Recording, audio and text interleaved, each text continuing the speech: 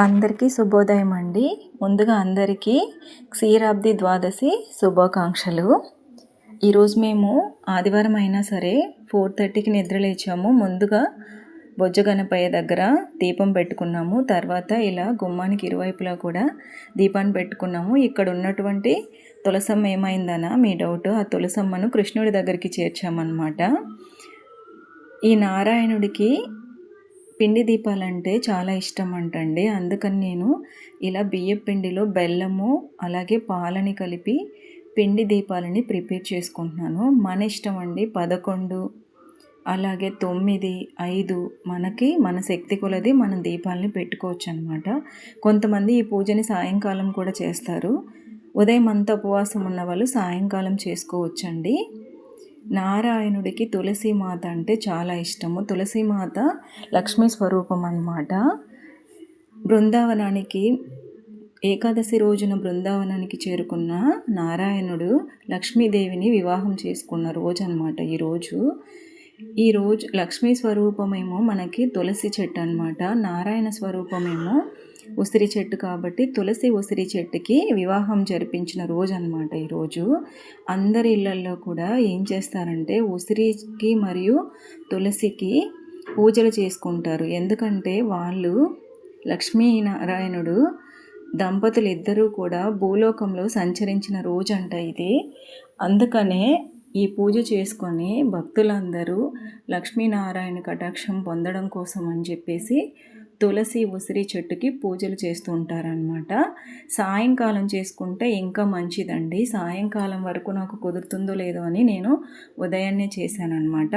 ఇలా ఇంట్లో కూడా మందిరంలో కూడా ఇలా దీపాలు పెట్టుకున్నాం. తర్వాత శివాలయానికి ఒక విష్ణు ఆలయానికి వెళ్దాం అనుకుని బయలుదేరామండి.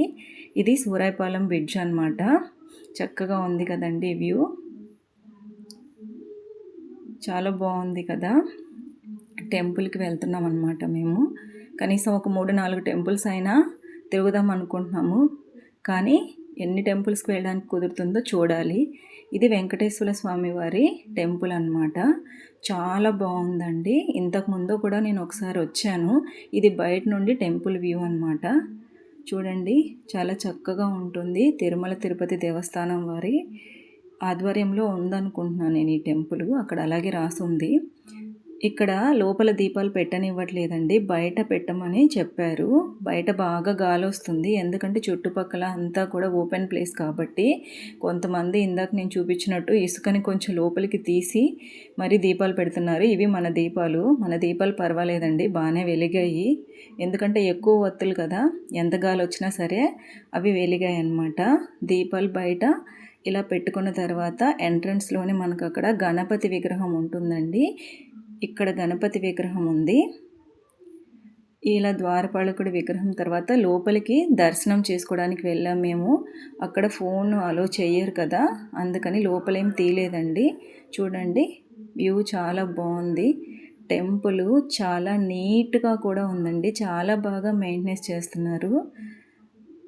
చాలా ఆహ్లాదకరంగా, చాలా మంచి వాతావరణంలో మనసుకు ప్రశాంతంగా చాలా హాయిగా ఉందండి. చక్కగా ఈ ద్వాదశి రోజున ఆదివారం రావడం వల్ల మాకు వెళ్ళడానికి కూడా వీలయ్యింది. నాకు చాలా సంతోషంగా ఉందండి ఈ టెంపుల్కి వచ్చినందుకు. మీకు కూడా దగ్గరలో ఈ టెంపుల్ ఉన్నట్టయితే మీరు కూడా దర్శనం చేసుకోండి, చాలా బాగుంటుంది.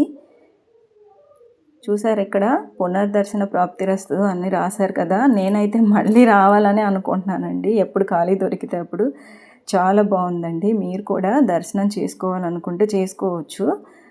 హ్యాపీ క్షీరాబ్ది ద్వాదశి. బాయ్.